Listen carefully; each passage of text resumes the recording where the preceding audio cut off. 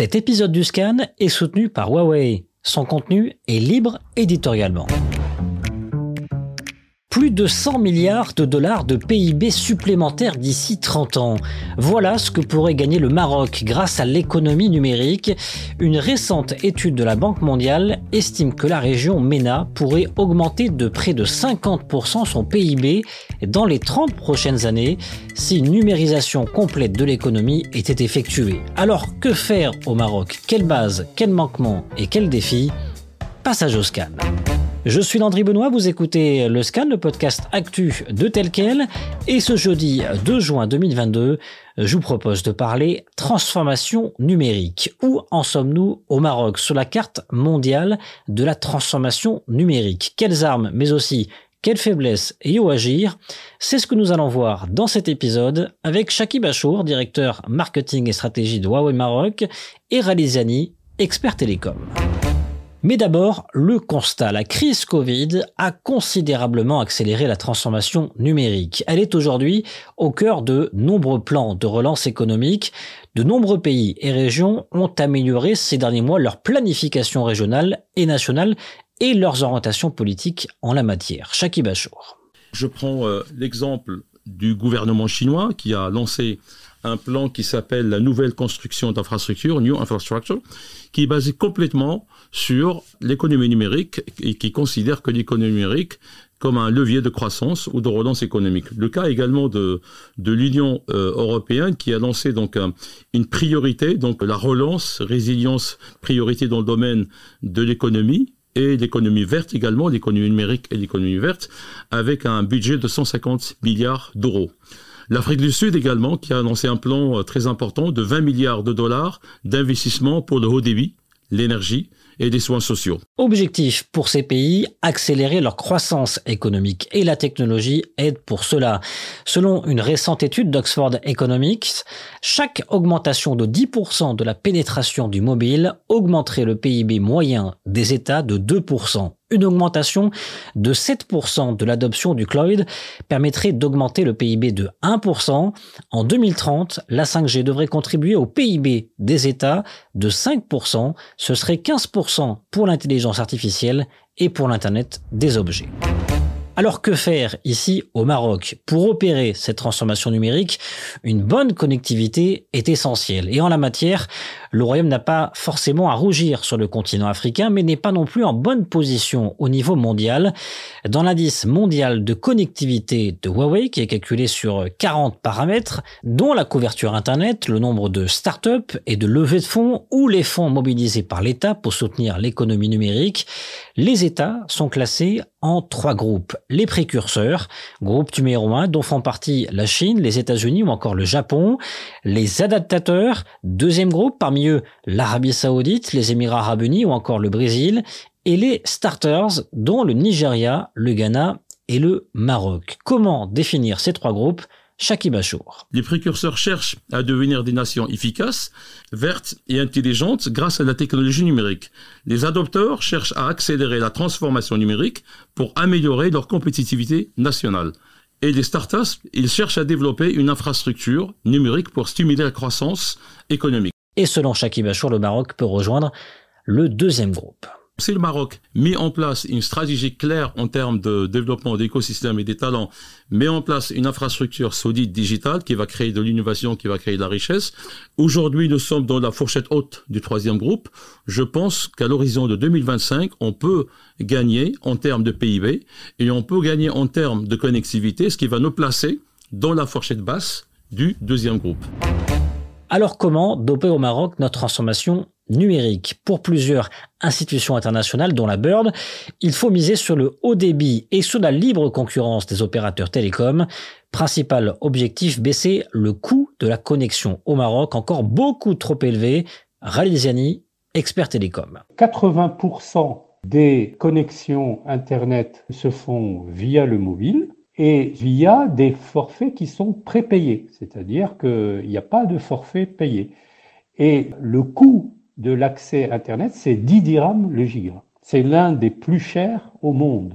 Nous ne pouvons pas assurer une bonne transformation économique et une transformation numérique sans s'attaquer à cette problématique du coût de la connexion. Et selon Raliziani, il faut une réforme de la loi sur les télécoms. Il faut aussi faire du ministère de la transition numérique un ministère vraiment régalien avec une véritable force de frappe.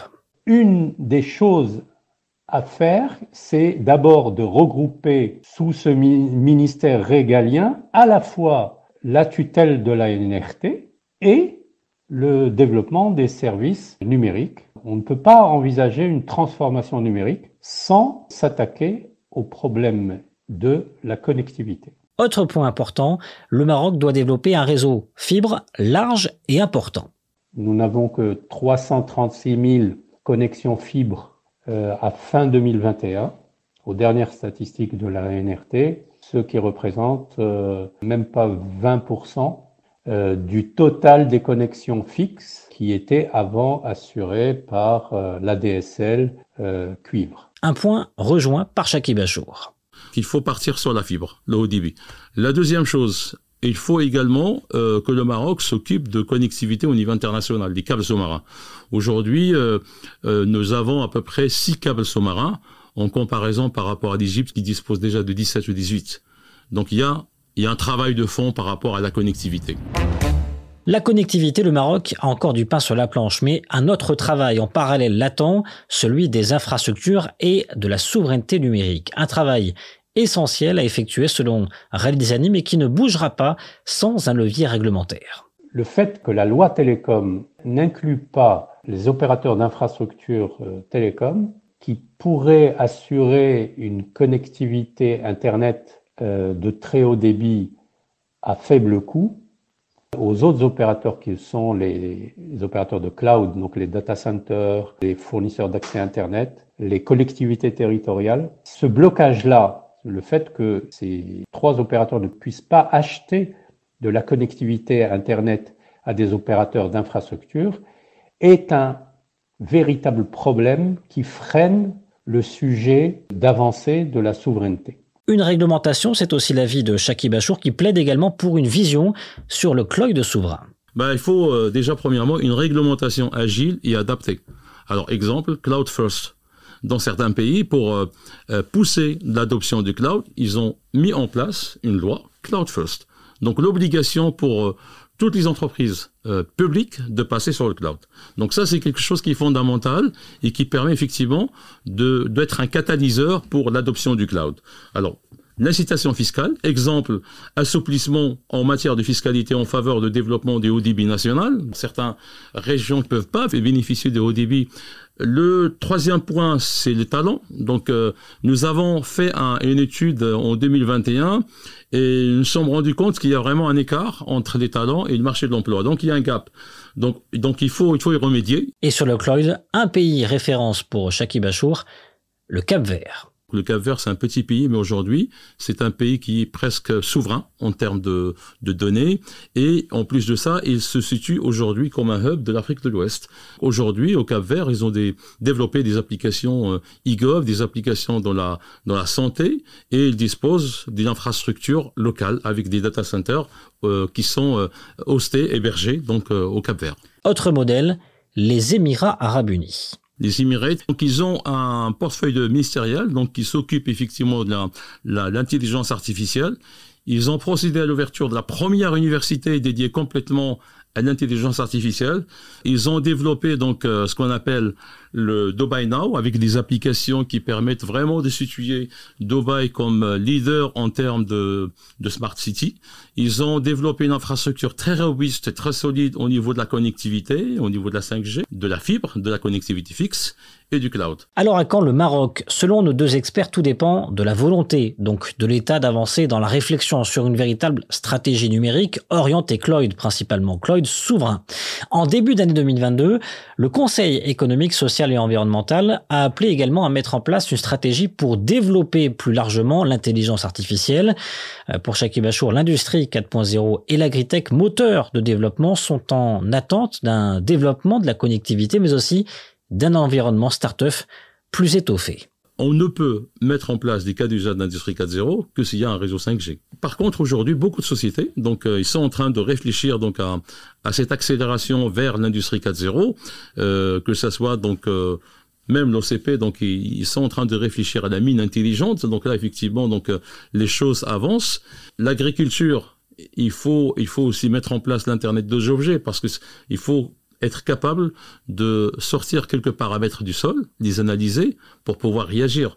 Donc, je pense qu'il y a des choses qui sont déjà en cours, mais ce qui manque encore, c'est le nombre de startups d'écosystèmes qui doivent travailler autour de ça. Donc, les initiatives sont en cours, mais il y a encore beaucoup à faire. Et vous, qu'en pensez-vous? Le Maroc est-il bien outillé pour pouvoir doper davantage son économie numérique?